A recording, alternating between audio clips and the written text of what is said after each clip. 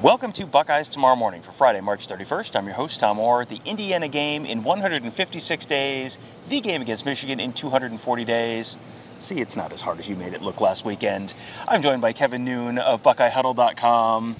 We are at the Woody Hayes. Just finished talking to the Ohio State secondary, cornerbacks coach Tim Walton, safeties coach Perry Eliano, and a bunch of their players as well. Kevin, I guess let's start with, you got a chance to talk to both the coaches. They had 4 different tables, so I was talking mostly to players. You were with both of the coaches.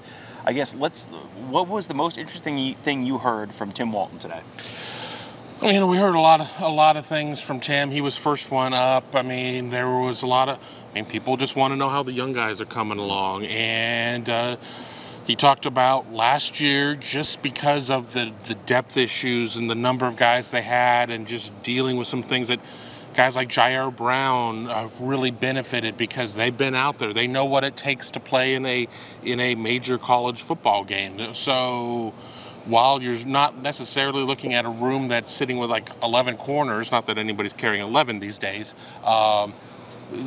there is a lot of experience in the room. The competition is good, and that there's a lot of excitement. It's just going to be a matter of finding the guys who fit the slots best.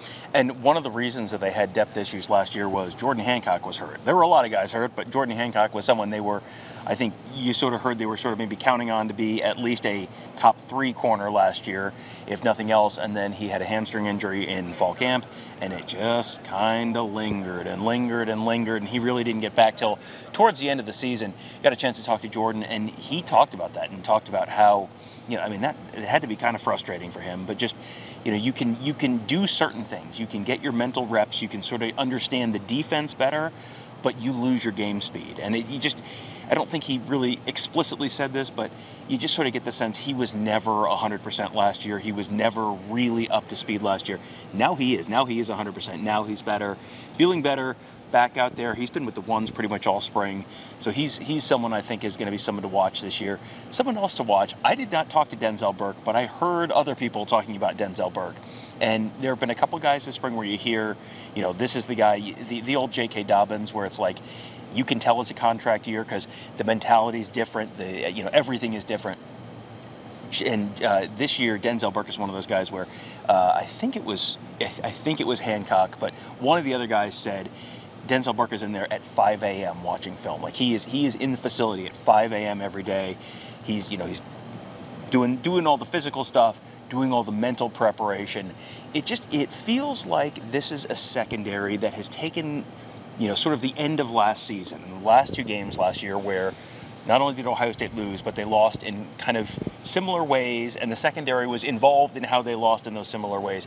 You just sort of get the sense that they're taking this a little bit personally this year. Yeah, it obviously has to leave a bad taste in their mouth. As you mentioned, the last 2 games, there were some busts in the secondary and things along those lines. And with Denzel Burke, somebody comes in, has early success. He's not able to follow that up. He knows what it takes to get there.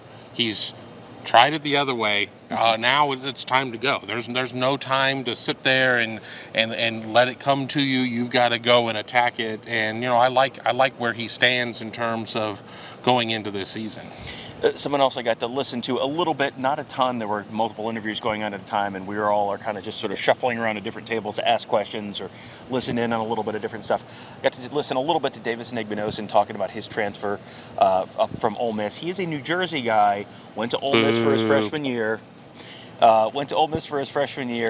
And, I think that was a little bit of a cultural adjustment. This is, I don't want to say it was like a My Cousin Vinny situation, but it's, the other side of the Hudson River, and I don't think that was in Mississippi, but it was somewhere down there. So, they have a river down there, too, though. They do. There was a little bit of a cultural adjustment there for him, and he just said, I think Ohio feels a little bit more like home to him. Like, I think it was just a little bit not a fish out of water, but he just feels like he's maybe a little more comfortable in Ohio. Gabagool out of what? Than he was down in Mississippi. And he was an impact player from Ole Miss last year. He started 10 games last year as a true freshman down at Ole Miss, and just now he's sort of adjusting to life back in Columbus, and you're playing in a new defense and all that kind of stuff. He still We have not seen him repping with the ones, really. He's mostly been with the twos. But, you know, he's another guy who, when you talk to, you know, I don't know if Tim Walton talked about him at all when you were listening, but he feels like someone who, with what you're hearing this spring, it feels like someone who's going to have an impact this fall. Yeah, I mean, you see him out there. I mean, he's a big corner. I mean, he really is a big corner. And Ohio State has been in love with that big corner, get that 6 foot plus type of corner. That is Davidson at this point, wearing Sonny Styles' old number. I mean, and we talked about this in other shows. It created a little bit of confusion right out of the gate. I mean, I think it's a matter of figuring out why Davidson was not starting at the end of last year. Where did it fall off? Let's kind of recapture some of the magic. Let's, you know, you're obviously going to be learning our defense, our technique, which, of course, I can hear people screaming right now at their computer.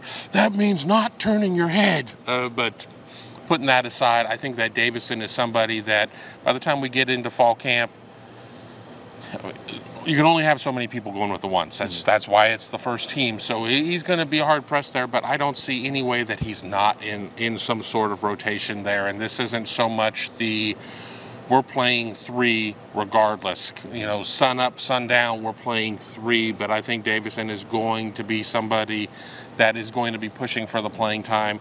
And then come 24, I mean, it's going to be impossible to get him off the field. Yeah, and, you know, these are all, they only lost one guy out of that corner room, that's Cam Brown. Everyone else is back from last year, plus they added Egbenosin. So it should be a better corner room just from having all those guys back, and then presumably having all of those guys healthy, or at least having more of those guys healthy, because they almost couldn't do worse in that department than they did last year in terms of health at that cornerback position. At the safety position, you got a chance to talk to Perry Eliano as well. I mean, obviously, there's the safeties are a big topic of conversation this spring as they're sort of shuffling guys around, and you've got Lathan Ransom and Sonny Styles with him at the bandit position, and Josh Proctor at the adjuster, and you got Jihad Carter and Cam Martinez at the nickel. You know, how is Perry Eliano feeling about life right now with pretty much everyone back at safety? I mean, no Ronnie Hickman, but still feel pretty. Yeah, I mean, he's got a room full of guys that have a lot of experience, whether or not it's at Ohio State or at Syracuse, and it's going to be, once again, a matter of trying to figure out how to get the best three out there and the guys that fit the best in that type of situation, and knowing that you have a unicorn like Sonny Styles, how do you make that work? Having somebody like Josh Proctor coming back, who, when we talked to Josh, he talked about, you know, his decision to come back, and he wanted to get out of his own way and be able to play fast and loose and have a solid final season. And Coach was asked about that. He's like, well, that's just kind of how Josh is about this whole getting out of his own way comment. But you know, there's a lot of hope and expectations there that this room is going to be able to take that step forward. That these guys have all been in a defense going into its second year. Ohio State is not having to retool because that has been going on for a few years now, as Ohio State is looking to regain its defensive identity, and in the secondary they're trying to regain their BIA label, which they've come short of the last couple years. Yeah, and I don't think anyone here would really argue with that either. You know, that the expectation is they have to be better, and that's true of the defense on the whole, and that's true of the secondary in particular. I'm just going through in my head, Jihad Carter talked about transferring from Syracuse, and, you know, why you were a multi-year starter at Syracuse, and then you come to Ohio State, and you're not guaranteed a starting spot. You're not guaranteed anything. And this is not even like Tanner McAllister, who was a starter at Oklahoma State, who transferred to Ohio State last year. And, you know, you kind of assumed he was going to be the starter because he had the Jim Knowles defense experience. Jihad Carter doesn't have that. Jihad Carter is just a guy who played at Syracuse and had a very solid 3 years at Syracuse. And now he's coming to Ohio State, and he just said, you know, you have an opportunity to play at Ohio State. You want the challenge. You want to embrace that challenge. You don't have to, you know, you don't have to take the easy route. You want to, you know, the ceiling is higher there. The road, you know, the path is a little rougher to get up to the top of that mountain, but, you know, that's something he's really embracing. He and Cam Martinez are sort of working at that nickel spot right now. But Jihad Carter also said he's, you know, this is something we heard from Jim Knowles earlier in the week. He's kind of learning all three of those safety positions, because not that he's necessarily going to play at all three of those safety positions, but just if you know, if you went to nickel, know what the adjuster's doing in every play, you know what the bandit's doing in every play, that's going to let you understand why you're doing what you're doing and just give you a better understanding of the defense as a whole. I asked him, moving to a new school, learning a new defense, and then you're learning 3 positions at once, is that... Piece of cake. Yeah, how challenging is that? And it sounds like it's been a little bit of a learning curve, but you hear guys talk about, things are slowing down a little bit for them. It sounds like things are slowing down a little bit for Jihad Carter as he's sort of making that adjustment. Cam Martinez also working at that nickel position. I didn't get a chance to talk to him a ton, but he sounds like last year was dealing with some injuries that we had not really, that was not something that Ryan Day had really talked about last year. He was not someone who necessarily showed up on the injury report a bunch last year, but he was kind of dealing with nagging injuries that just sort of limited him last year. That's one of those things where when you're looking for who might be someone who really takes a next step, it's the guy who, he was hurt last year and people didn't necessarily know it. Right. Now you're maybe set up to once you're 100%, hey, you can play football a lot better. We get to the end of the year and it's like, well, yeah, of course we had a lot of injuries, but we just didn't tell you people about it.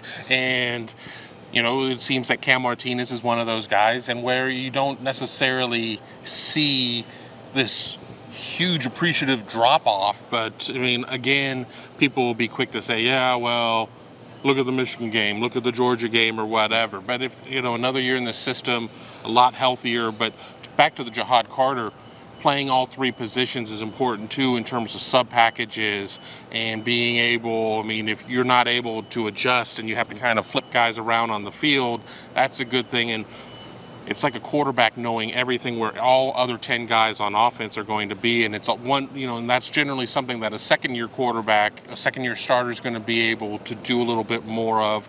We certainly heard those things about, like, the Justin Fields of the world. They know why everything is. Okay, I understand he's going to run an 8-yard curl. Why is he running the 8-yard curl?